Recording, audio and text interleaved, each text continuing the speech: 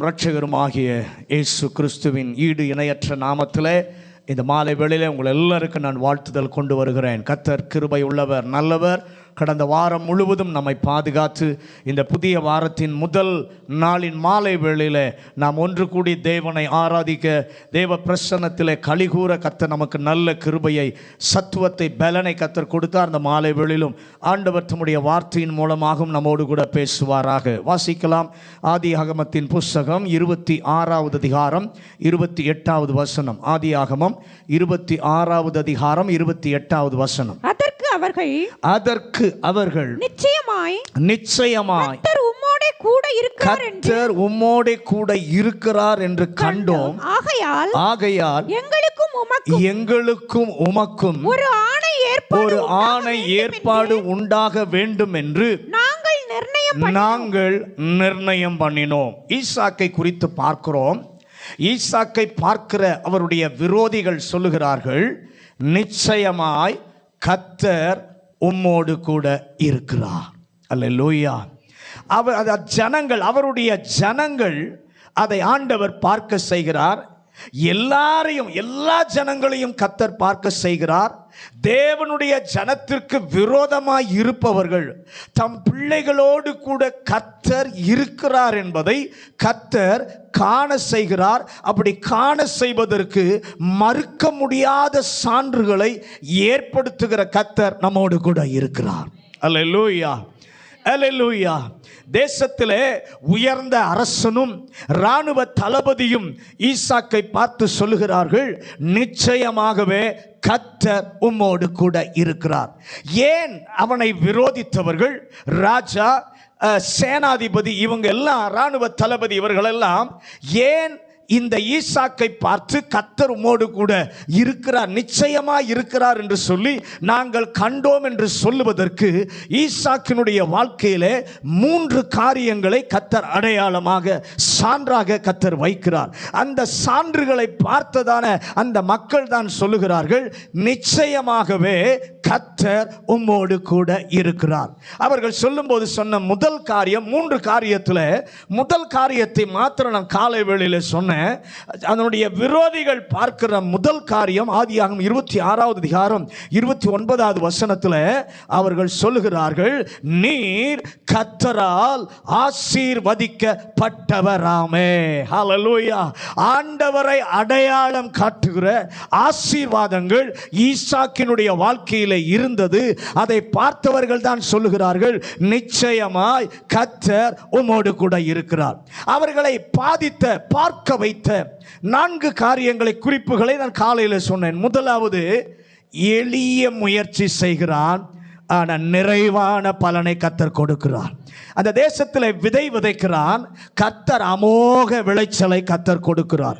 எளிய முயற்சி, போன இடம் புதிது, சூழ்நிலை புதிது, ஆனால் எளிய ஒரு வேலையை செய்கிறான். விதை விதைத்தான், கர்த்தர் அசாதாரணமான விளைச்சலை கர்த்தர் கொடுத்தார். அதை பார்த்தவர்கள் தான் சொல்லுகிறார்கள், நிச்சயமாய் கர்த்தர் உன்னோடு கூட இருக்கிறார். அதே போல இன்னொரு காரியத்தை நான் சொன்னேன். ஓபேத் ஏதோமுடைய வீட்டை குறித்து சொன்னேன். ஓபேத் ஏதோம் யார் என்று அங்கு இருக்கிறவர்களுக்கு அதுவரை தெரியாது. அவனுடைய வீட்டில் அப்படிப்பட்ட ஒரு ஆசீர்வாதம் இல்லை. ஆனால் உடன்படிக்கை பெட்டியை தாவீது தன்னுடைய சொந்த இடத்திற்கு கொண்டு போக முடியாத சூழ்நிலையிலே அந்த ஓபேத் ஏதோம் தன்னுடைய வீட்டிலே உடன்படிக்கை பெட்டி இருப்பதற்கு அவன் இடம் கொடுக்கிறான். அதாவது அது எதை குறிக்கிறது என்று சொன்னால், தேவ பிரசன்னம் நம்ம வீட்டிற்குள்ளே இருக்குமானால், தேவ ஆளுகை நம்ம வீட்டிற்குள்ளே இருக்குமானால், அதுதான் கர்த்தருடைய ஆசீர்வாதத்தை கொண்டு வரும். இந்த உலகத்தில் இருக்கிற பணமோ, அந்தஸ்தோ, பதவியோ எதுவும் ஆசீர்வாதம் அல்ல. தேவ பிரசன்னம், தேவ ஆளுகை நம்ம கூட இருக்குது பாருங்க, அதுதாங்க மிகப்பெரிய ஆசீர்வாதம். ஹல்லேலூயா. இரண்டாவது, அவனுடைய வாழ்க்கையில் அவர்கள் பார்த்த காரியம், வர வர விருத்தி அடைந்தான். தேவனிடத்திலிருந்து வரத்து வர வர மாதம் ஆக ஆக ஆண்டுகள் ஆக ஆக அவன் வளர்ந்து கொண்டே இருந்தான். தேயவும் இல்லை, தேக்கமடையவும் இல்லை. சிலருடைய வாழ்க்கையில பார்க்கும் பொழுது ஆசீர்வாதங்கள் வருகிறது, ஆனால் அது தேய்ந்து விடுகிறது அல்லது தேக்கமடைந்த நிலைமையிலே நின்று விடுகிறது.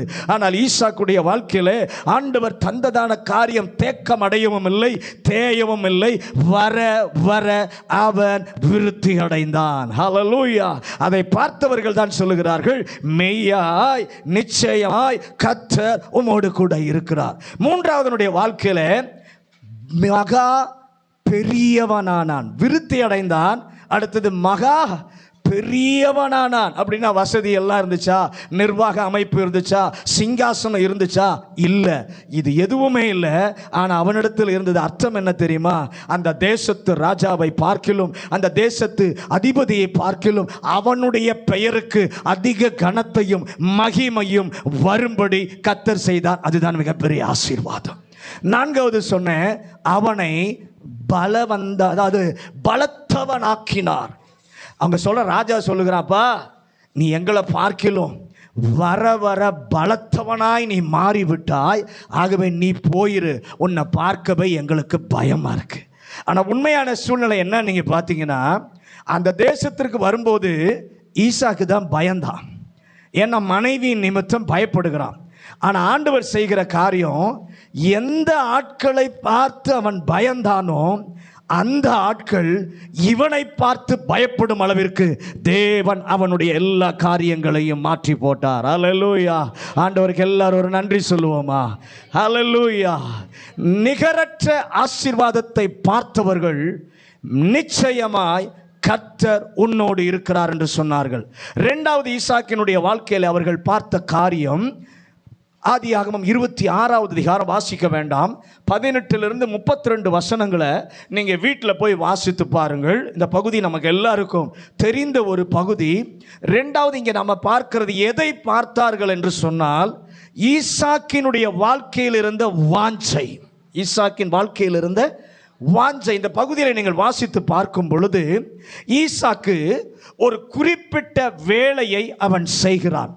அவன் கிணறு தோண்டுகிறான். கிணறு தோண்டும் போது நடந்து கொண்டதை பார்த்தவர்கள் சொல்லுகிறார்கள், நிச்சயமாகவே இந்த ஆளோடு, இந்த நபரோடு கூட கர்த்தர் இருக்கிறார் என்று சொல்லி கண்டுகொள்ள ஆண்டவர் உதவி செய்கிறார். இது என்ன? நம்முடைய வாஞ்சை. ஈசாக்கினுடைய வாஞ்சை என்ன?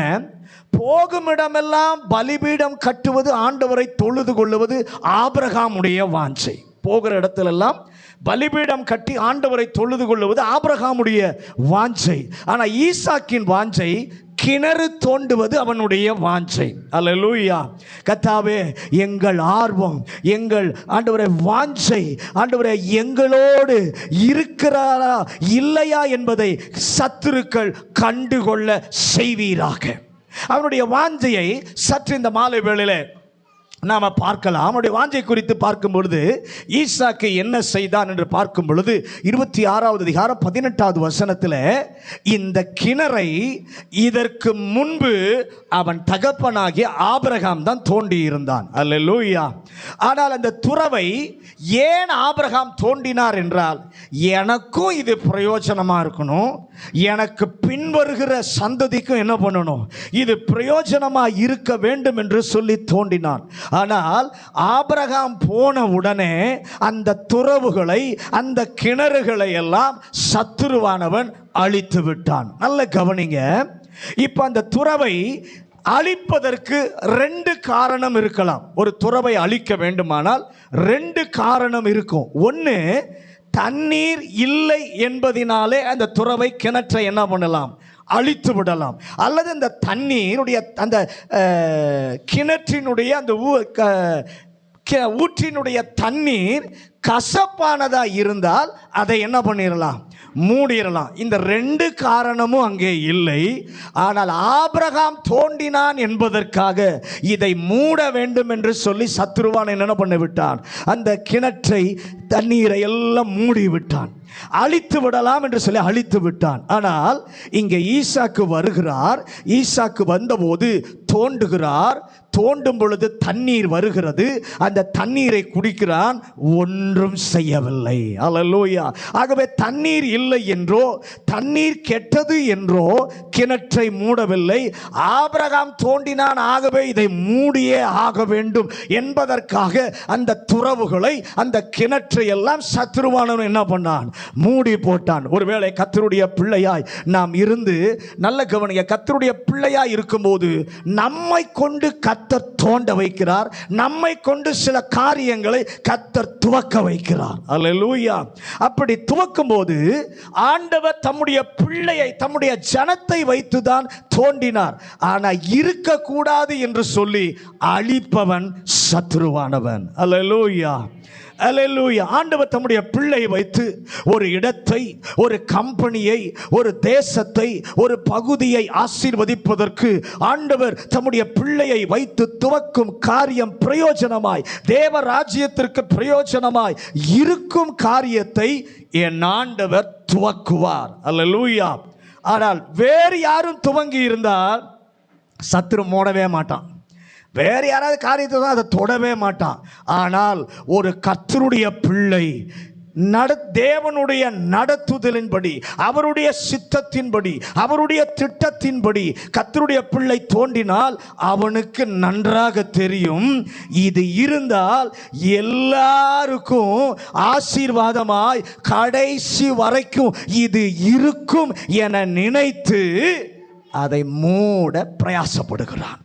ஆனால் மனதிலே நீங்களும் நானும் வைக்க வேண்டிய ஒரு காரியம், எல்லாருக்கும் அவன் ஆசீர்வாதமாய் இருக்கும் என்று நினைத்தவன் மூடினாலும் கர்த்தர் உள்ளத்தில் தோன்றி, நம்முடைய உள்ளத்தில் ஒரு எண்ணத்தை துவக்கி இந்த இடத்தில் தோண்டு என்று சொல்ல வைத்து தோண்டி வந்தது குறிப்பிட்ட காலத்தில் அது ஆசீர்வாதமாய் இருந்திருக்கும். எரிச்சல் அடைந்த பிசாசு என்ன பண்ணுகிறான், அதை மூடி இருப்பான். இப்போது ஈசாக்கு பார்க்கிறார். பார்த்த பொழுது எனக்கு முன் சந்ததியில் தோண்டப்பட்டதை சத்துருவானவன் என்ன பண்ணிட்டான், அடைத்து போட்டு விட்டான். நான் அதற்கு இடம் கொடுக்க கூடாது. அவன் அடைச்சா உண்மை, ஆனால் அதற்கு நான் என்ன பண்ணக்கூடாது, இடம் கொடுக்க கூடாது. அதை மறுபடியும் தோண்டுவது என்னுடைய வாஞ்சை. கர்த்தருடைய பிள்ளையே, உங்க வாழ்க்கையில கர்த்தர் உங்களுக்கு உள்ளத்திலே ஏவி கர்த்தருடைய நடத்துதலின்படி நீங்கள் தோண்டின, நீங்கள் துவக்கின காரியத்தை ஒருவேளை சத்துரு மூடி இருந்தால், இந்த மாலை வேளையில ஆண்டவர் நமக்கு சொல்லுகிற காரியம், அவன் மூடி விட்டான் என்பதற்காக நீ அமைதியாக இருந்து விடாதே.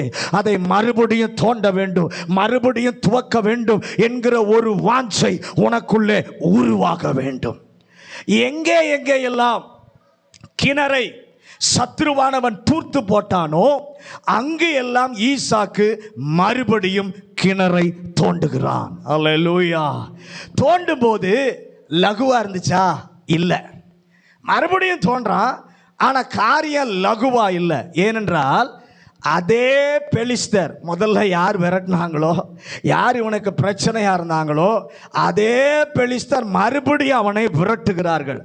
அவன் மனதில் நினைக்கிறான், விரட்டினாலும் பரவாயில்லை, என் வாஞ்சை எது கர்த்தர் ஜனங்களுக்கு ஆசீர்வாதமாக ஒரு காலத்தில் எதை துவக்கி வைத்திருக்கிறாரோ அது மறுபடியும் ஜனங்களுக்கு பயன்பட, சபைக்கு பயன்பட, வெளிப்பட வேண்டும், தடையா இருக்கக்கூடாது. இந்த மாலைவேளை கர்த்தர் தெளிவாய் நம்மோடு கூட பேசிக் கொண்டிருக்கிறார். அல்லேலூயா. 2 ராஜாக்கள் 18வது அதிகாரம் 7வது வசனத்தை வாசிங்க. 2 ராஜாக்கள் 18வது அதிகாரம் 7வது வசனம்.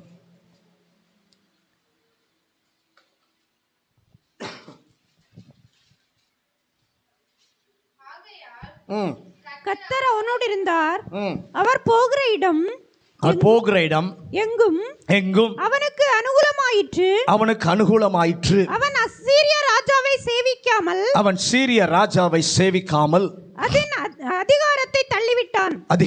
நல்ல வாங்க. இந்த பகுதியில் எசேக்கியாவை குறித்து வாசிக்கிறோம். கர்த்தர் அவனோடு கூட இருந்தார். எசேக்கியாவின் வாழ்வில் அவனுக்கு ஒரு வாஞ்சை இருந்தது. என்ன வாஞ்சை? ஆண்டவர் சொல்லி அவர் ஜனங்கள் கர்த்தரோடு இணைந்திருப்பதற்கு கட்டப்பட்ட ஆலயத்தை பொறாமை கொண்டு சத்துருவானவன் அடைத்து விட்டான்.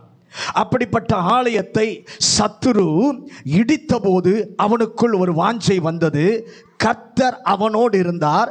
அவன் செய்தது என்ன? 2 நாளாகமம் 29வது அதிகாரம் 3வது வசனம். 2 நாளாகமம் 29:3.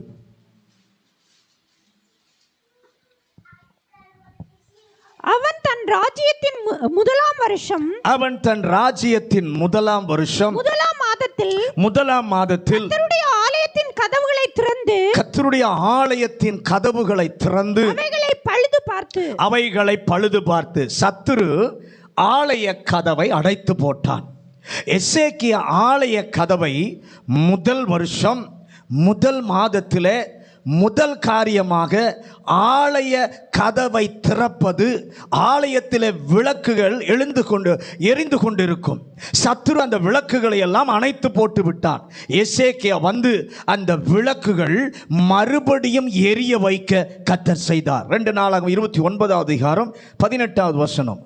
அவர்கள் ராஜாவாகிய எசேக்கியாவினிடத்தில் போய், நாங்கள் கர்த்தரின் ஆலயத்தையும் சர்வாங்க தகன பலிபீடத்தையும் அதில் உள்ள சகல பணிமுட்டுகளையும் சமூக தப்பங்களின் மேஜையையும் அதன் சகல பணிமுட்டுகளையும் சுத்திகரித்து.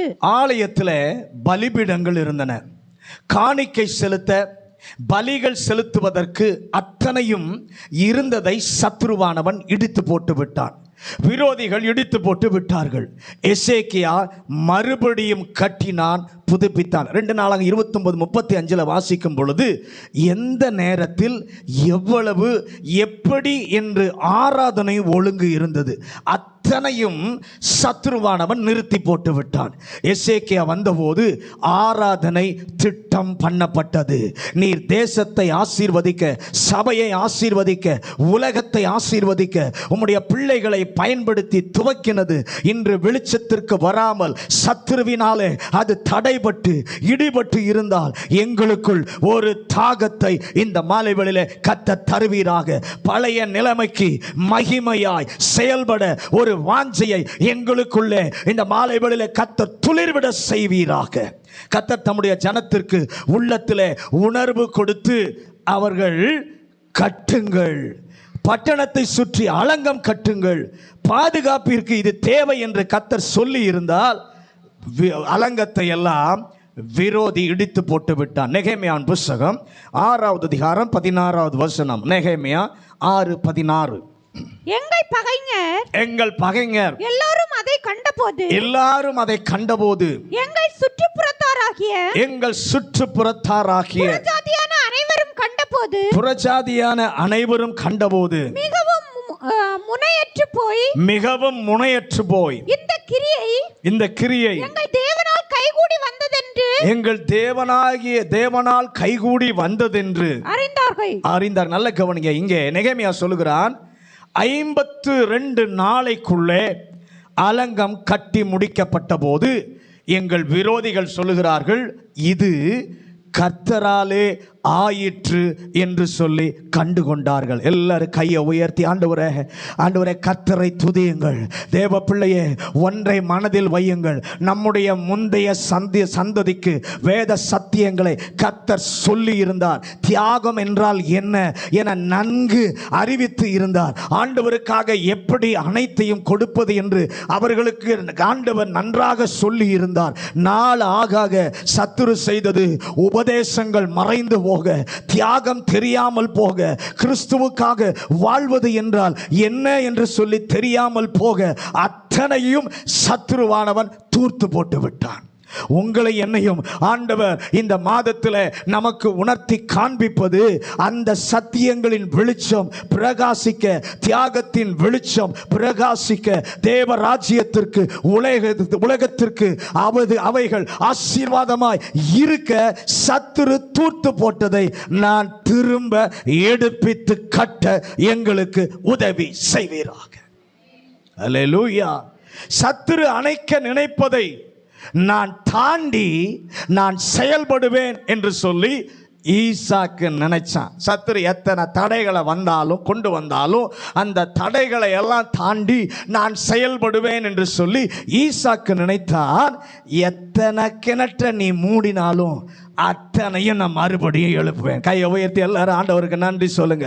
கர்த்தரை துதிங்க. சத்துருவே, நீ எத்தனை கிணற மூடினாலும் அத்தனையும் மறுபடியும் நான் எழுப்புவேன். பார்வோன் நினைச்சான், இவர்கள் செய்கிறார்களா, என் மந்திரவாதிகளை வைத்து நானும் என்னுடைய வல்லமையை, எங்களுக்கும் வல்லமை உண்டு என்று காண்பிப்பேன் என்று நினைத்தான். 7-8 அதிகாரத்திலே செய்தான். ஆனால் மோசேயும் ஆரோனும் சத்துரு எத்தனை மடக்க நினைச்சாலும் அதை மேற்கொள்ள அவர்களுக்குள்ளே ஒரு வாஞ்சை இருந்தது. இந்த ஆளை இப்படியே விட்டால் சரிபடாது என நினைத்து, நாளை உன் தலை வாங்கப்படும் என்று ஏசபேல் சொன்னாள். ஆனால் அவனும் பயந்தான். ஆனால் கர்த்தர் நினைத்தது, நீ ஒரு ஆளை அழிக்க நினைத்தால் சத்துருவே, நான் ஒரு எலிசாவை எழுப்புவேன், நான் ஒரு ஆசகேலை எழுப்புவேன், நான் ஒரு யெகூவை எழுப்புவேன். இது மட்டுமல்ல, 150 தீர்க்கதரிசிகளின் புத்திரரையும் நான் எழுப்பி நிறுத்துவேன் என்று அந்த சத்துருவுக்கு முன்பாக ஆண்டவர் செய்கிறதை நாம் பார்க்கிறோம். எங்களுக்குள் ஒரு வாஞ்சையை தாரும், தாகத்தை தாரும். சத்துரு மடக்கி தூர்த்து போட்டதை இந்த ஆண்டு, இந்த மாதத்தில் வெளிச்சத்திற்கு பயன்படுத்தும் ஒன்றாய் கொண்டு வருவதற்கு எங்களுக்கெல்லாம் ஒரு கிருபையை கர்த்தர் தருவீராக. ஆதியாகமம் 26வது அதிகாரம் 25வது வசனம். ஆதியாகமம் 26:25. அங்கே அவன் ஒரு பலிபீடத்தை கட்டி கர்த்தருடைய நாமத்தை தொழுது கொண்டு அங்கே தன் கூடாரத்தை போட்டான். அவ்விடத்தில் ஈசாக்கின் வேலைக்காரர் துறவை வெட்டினார்கள். நல்ல கவனிங்க. கிணற தோண்டும் போது ஒரு ஊரிலே தோண்டுகிறான், விரட்டுகிறார்கள். அடுத்த ஊரிலே போய் தோண்டுகிறான், விரட்டுகிறார்கள். 3வது ஊரிலே தோண்டுகிறான், விரட்டவில்லை. அங்கிருந்து அடுத்த ஊருக்கு வருகிறான். பெயர்சபா வந்து அங்கும் கிணறை தோண்டுகிறான். அப்பா, உங்க அப்பா தோண்டின கிணற்றை அவன் தூர்த்து போட்டான், நீ மறுபடியும் அதை செய்தாய், இப்ப ஏனப்பா புதுசா கிணறை வெட்டுகிறாய் என்றால் அவன் சொல்லுவான், என்னுடைய வாஞ்சை பழசை மட்டும் மறுபடியும் கொண்டு வருவதல்ல, நான் இப்போது தோண்டுவது எனக்கும் ஆசீர்வாதமாய் இருக்க வேண்டும், நான் போன பின்பு மற்றவர்களுக்கும் அது ஆசீர்வாதமாய் இருக்க வேண்டும், நான் பிறருக்கு ஆசீர்வாதமாய் இருக்க வேண்டும். அதுதான் என்னுடைய வாஞ்சை. அல்லேலூயா. நான் ஆசீர்வதிக்கப்பட வேண்டும் என்பதல்ல. ஈசாக்கின் இடத்துல இருந்தது நான் ஆசீர்வதிக்கப்பட வேண்டும் என்பதல்ல, எனக்கு பின்னால வரவங்களும் ஆசீர்வதிக்கப்பட வேண்டும். என் வாழ்வின் மூலம் ஏராளமான பேர், திரளான பேர் ஆசீர்வதிக்கப்பட. ஆகவே தான் நான் புதிய கிணறை என்ன பண்ணுகிறேன், தோண்டுகிறேன்.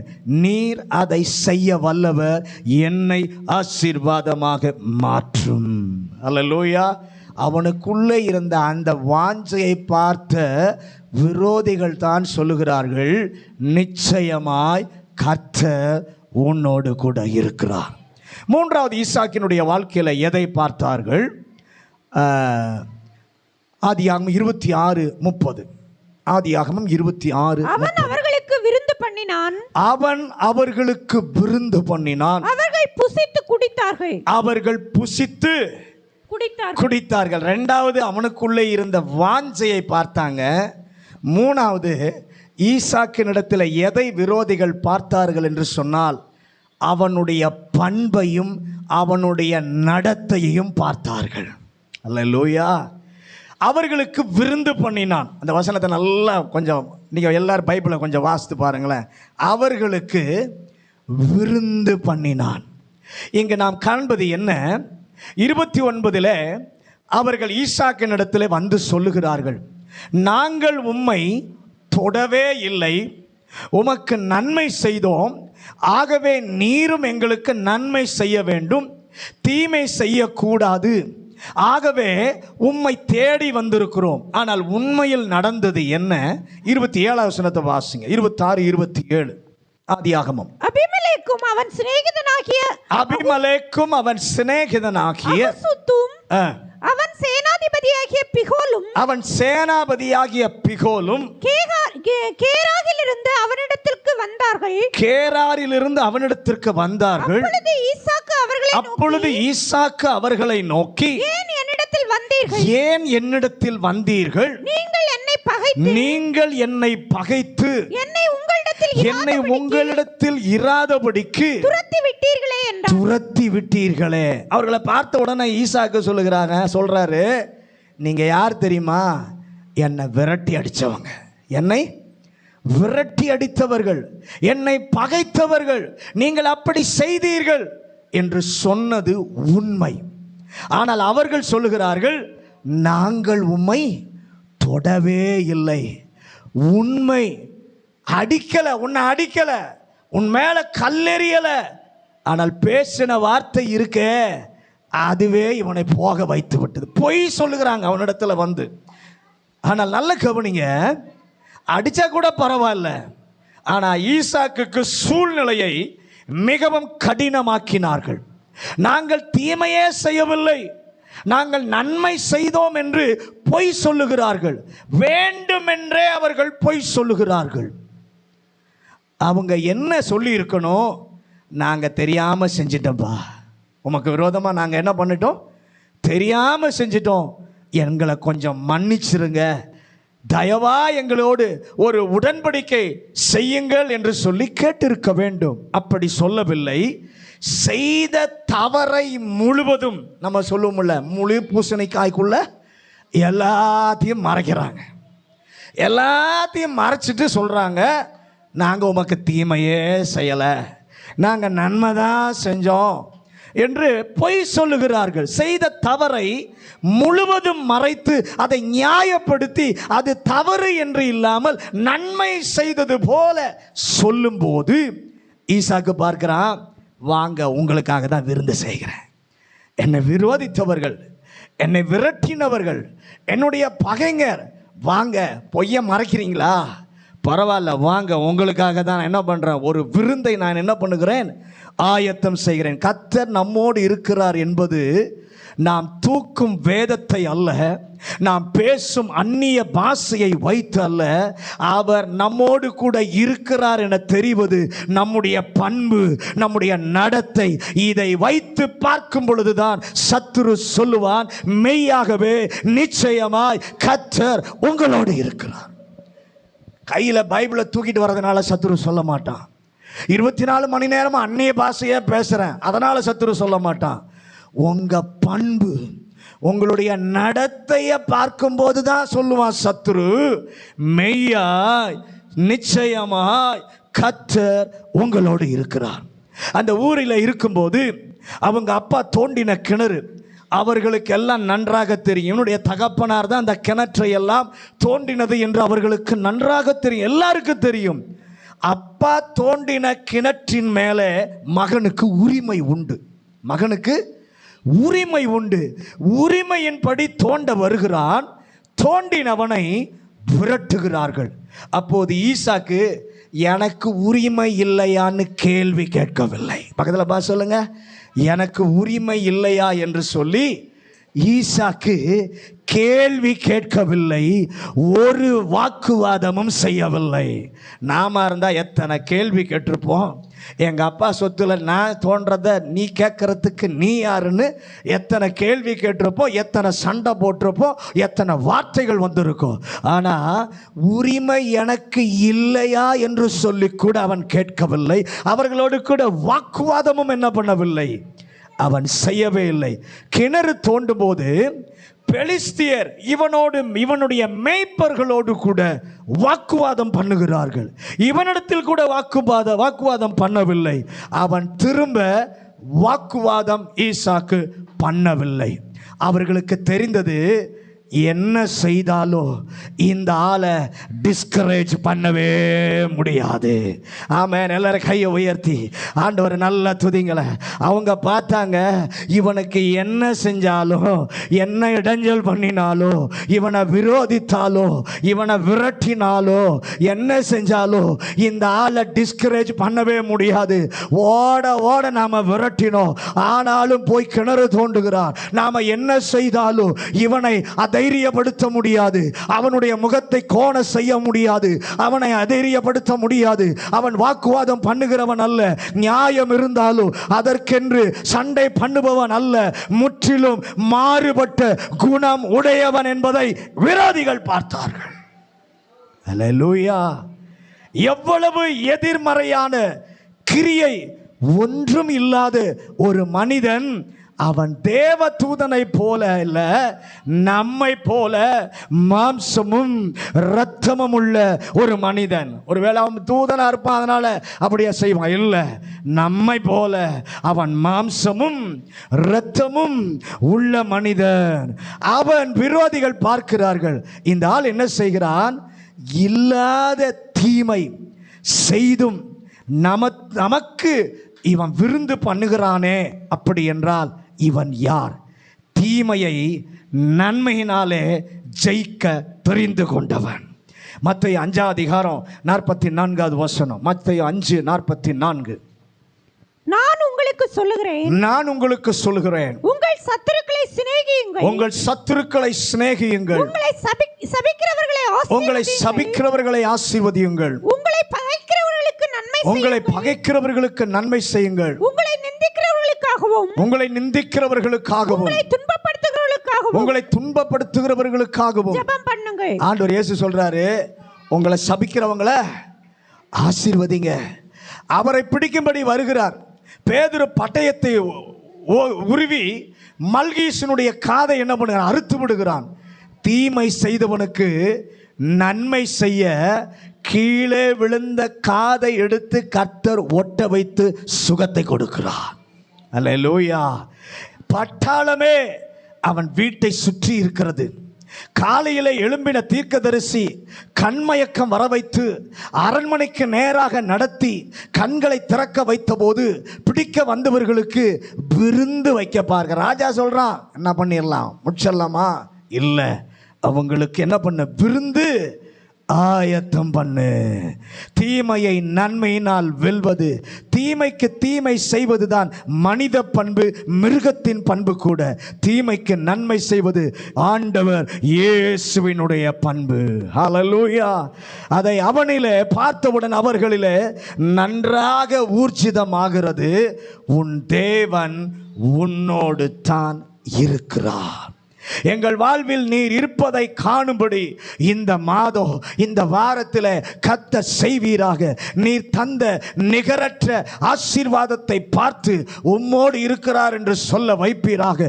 எனக்குள்ளே இருக்கிற வாஞ்சையை, கர்த்தருக்காக காரியங்களை செய்கிற வாஞ்சையை, தூர்த்து போட்டதை எல்லாம் மறுபடியும் தோண்டுகிற ஒரு வாஞ்சை, ஆண்டவரே எல்லா ஜனங்களுக்கும் நான் பிரயோஜனமா இருக்கணும் என்ற வாஞ்சையை பார்த்து, ஆண்டவரே அது மாத்திரம் அல்ல, என்னுடைய நடத்தை, என்னுடைய பண்பை பார்க்கிறவர்கள் எங்களோடு கூட கர்த்தர் இருக்கிறார் என்று காண உதவி செய்யும்.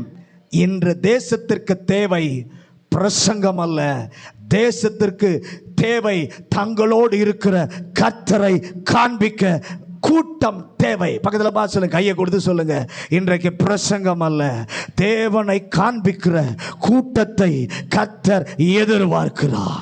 அல்லேலூயா.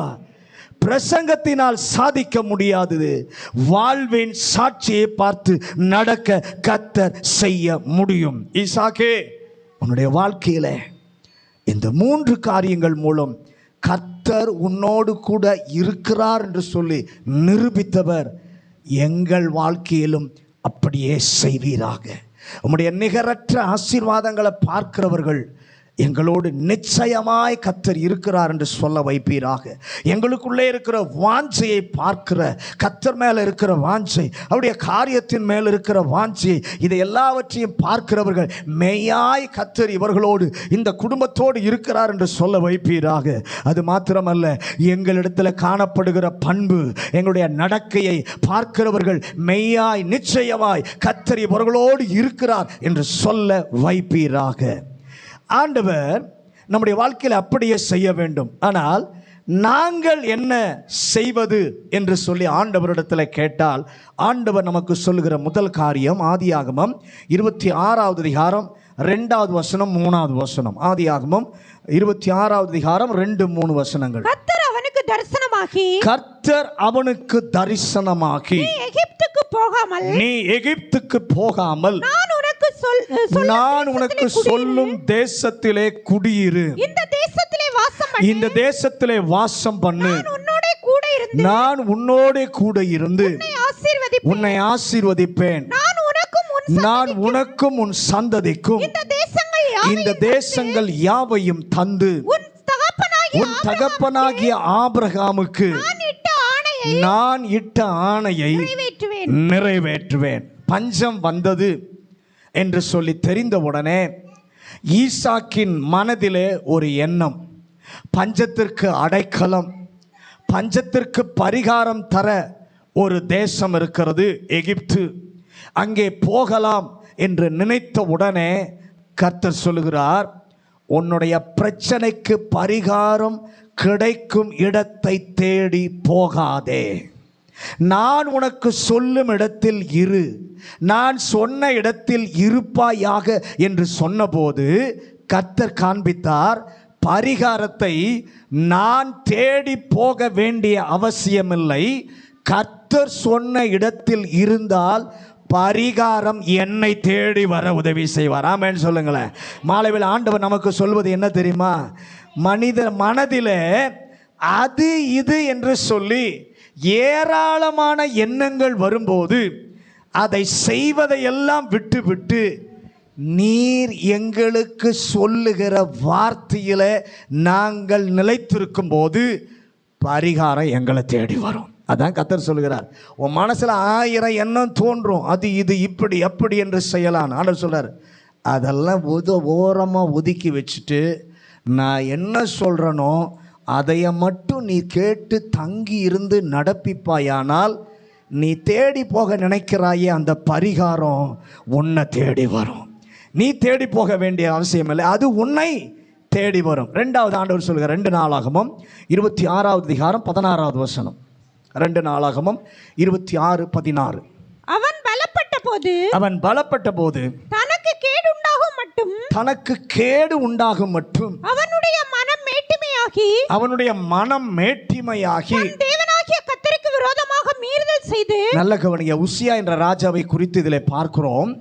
7-8 வசனங்களிலே வாசிக்கும் பொழுது கர்த்தருடைய வார்த்தை சொல்லுகிறது, தேவன் அவனுக்கு துணை நின்றார், அவன் மிகவும் பலன் கொண்டான், அம்மோனியரை பார்க்கிலும் கர்த்தர் அவனோடு இருக்கிறார் என்பதை அவனுக்கு தந்த பலத்தின் மூலம் ஆண்டவர் நிரூபித்தார். இப்படி இருந்தாலும் அவனோடு ஆரம்பத்தில் இருந்த கர்த்தர் கடைசி வரை இருக்க முடியாதபடி இடையிலே 16 வசனத்தில் சொல்றார், அவன் பலப்பட்ட போது அவனுடைய இருதயம் கேடு உண்டாகும் மட்டும் மேட்டிமையானது. ஆசீர்வாதம் அவனுக்கு கொடுத்தார், உண்மை. பெரியவனாக்கினார், பலப்படுத்தினார், அத்தனையும் கொடுத்தார், இருந்தது உண்மை. இத்தனையும் அவனுக்கு வந்த உடனே அவன் நினைத்தான், ஆண்டவர் இதுவரைக்கும் எனக்கு எவ்வளவோ சப்போர்ட் பண்ணி விட்டார், இனி நான் என்ன செய்தாலும் ஆண்டவர் என்ன பண்ண மாட்டார், கண்டுகொள்ள மாட்டார், ஓகே பண்ணி விடுவார் என்று நினைத்தான். அப்படி நினைத்த காரியம்தான் அவனுக்கு கண்ணியாக மாறிவிட்டது. நமக்கு ஆண்டவர் சொல்லுகிற ஒரு காரியம், 2வது காரியம் என்ன தெரியுமா? எவ்வளவு மேன்மையாக உயர்த்தினாலும், எவ்வளவு வல்லமையாக கர்த்தர் பயன்படுத்தினாலும், ஒரு நாளும் எங்கள் இருதயம் பெருமை அடைந்து என்ன செய்தாலும் கர்த்தர் கண்டுகொள்ள மாட்டார். நாங்கள் சபையில் மெம்பராக இருக்கிறோம், அப்படியெல்லாம் ஒன்றும் கிடையாது. ஆரம்பத்தில் கொண்டிருந்த நம்பிக்கையும் வைராக்கியமும் கடைசி வரைக்கும் அப்படியே இருப்பதற்கு நம்மிடத்தில் கர்த்தர் எதிர்பார்க்கிறார். முதல் கேட்கிற காரியம் அது இது என்று சொல்லி மனதிலே வரும்போது அந்த எண்ணத்திற்கு செவி சாய்க்காதே. நான் உனக்கு என்ன சொல்லுகிறோனோ அங்கே தங்கி இருனா தங்கியிரு, இதை செய்னா செய், பரிகாரம் உன்னை தேடி வரும். ரெண்டாவது ஆண்டவர் சொல்கிறாரு, எல்லாம் உனக்கு கொடுக்குறேன், அந்த பெருமையும் கர்வமும் உனக்கு வரக்கூடாது. எவ்வளோ வல்லமையாக பயன்படுது, எவ்வளோ ஆசீர்வாதம் இருந்தாலும் பெருமை மேட்டிமை உனக்குள்ளே வரக்கூடாது. ஒருவேளை நான் ஆலயத்தில் நீண்ட ஆண்டுகள் நான் விசுவாசி, ஆலயத்தில் நான் மெம்பராக இருக்கிறேன், அதெல்லாம் உன்னை தப்பு வைக்காது. ஆண்டவர் சொல்கிறார் என்ன தெரியுமா?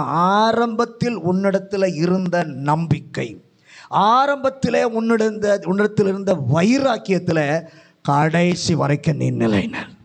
வேற ஒன்றை குறித்து நம்மை பெருமை பாராட்டுது. இது ரெண்டையும் நாம் செய்வோமானால் நிகரற்ற ஆசீர்வாதத்தை ஈசாக்குக்கு கொடுத்தவர் நம்முடைய வாழ்க்கையிலும் கொடுத்து விரோதிகளை கர்த்தர் பார்க்க வைத்து சொல்ல வைப்பார். ரெண்டாவது, அவனுடைய வாழ்க்கையில் பார்க்கும் பொழுது அவனுக்குள்ளே இருந்த வாஞ்சை, அதை பார்த்த விரோதிகள் சொல்லுகிறார்கள், நிச்சயமாய் கர்த்தர் உன்னோடு இருக்கிறார். மூன்றாவது, அவனுடைய பண்பு நல் நடத்தை, விரோதியும் பகைக்காமல் அவர்களுக்கு உதவி செய்கிற பராமரிக்கிற ஒரு நல்ல நடத்தை இருந்ததே. அவங்களே சொல்கிறாங்க, உனக்கு எவ்வளோ இடைஞ்சல் பண்ணினோம், உன்னை விரோதித்தோம், வேண்டுமென்றே காரியங்களை செய்து உன்னை விரட்டி அடித்தோம், ஆனாலும் எங்களுக்கு இவ்வளவு விருந்து பண்ணுகிறீரே. அதை பார்த்தவங்க தான் சொன்னாங்க, நிச்சயமாய் கர்த்தர் உன்னோடு கூட இருக்கிறார். இந்த மாத்திர நம்முடைய வாழ்க்கையும் பார்க்கிறவர்கள் சொல்ல வைப்பாராக. அந்த நற்பண்புகள் நமக்குள்ள வரட்டும். அந்த நற்பண்புகளுக்கு அர்ப்பணிக்க நமக்கு கர்த்தர் கிருபை தருவாராக. எல்லாரும் தலைகளை தாழ்த்தி ஜெபம் பண்ணுவோம். பரிசுத்தமுள்ள நல்ல ஆண்டவரே, இந்த நல்ல நாளுக்காக நன்றி ஆண்டவரே. இந்த நாளிலும் ஆண்டவர் எங்களை நேசித்து நீர் தந்த உம்முடைய நல்ல வார்த்தைகளுக்காக நாங்கள் நன்றி சொல்லுகிறோம்.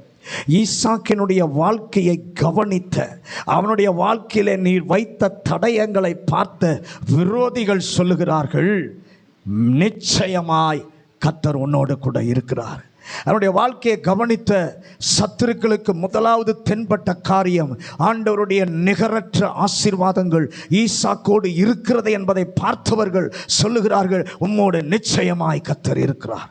அவனுக்குள்ளே இருந்த வாஞ்சையை, எவ்வளவு தடைகள் வந்தாலும் அந்த தடைகளை தாண்டி, ஆண்டவரே எனக்கு நான் ஆசீர்வாதமாக இருப்பதற்கல்ல, என் மூலம் பிறர் ஆசீர்வாதமாக இருக்க வேண்டும் என்பதற்காக அவனுக்குள்ளே இருந்த வாஞ்சையை பார்த்தவர்கள், மெய்யாகவே கர்த்தர் உன்னோடு கூட இருக்கிறார் என்று சொன்னார்கள்.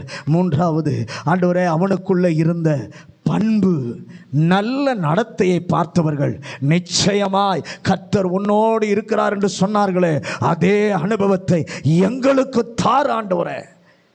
அந்த நற்பண்புகள் எங்களிலே வளர கர்த்தர் கிருபை செய்வீராக. நீ சொன்ன ரெண்டு ஆண்டவரே கண்டிஷனுக்கு நாங்கள் கீழ்ப்படுகிறோம் ஆண்டவரே. அதற்கு நாங்கள் செய்ய முழுவதுமாய் அர்ப்பணிக்கிறோம். ஒரு நாள் எங்களுக்கு பெருமை வேண்டாம், ஒரு நாள் எந்த எண்ணத்தை அது இது நாங்கள் தீர்மானம் பண்ண வேண்டாம். கர்த்தர் எங்கே இருன்னு சொல்கிறாரோ, எதை செய்யன்னு சொல்கிறாரோ அதை செய்ய இந்த மாலை வேளையில் எங்களை அர்ப்பணிக்கிறோம். ஈசாக்குக்கு காண்பித்த தேவன் எங்கள் வாழ்க்கையிலும் சத்துரு பார்க்க, விரோதிக்கிறவர்கள் பார்க்க கர்த்தர் கிருபை செய்வீராக. இயேசுவின் அதிகாரமுள்ள நாமத்தில் ஜெபிக்கிறோம் நல்ல பிதாவே.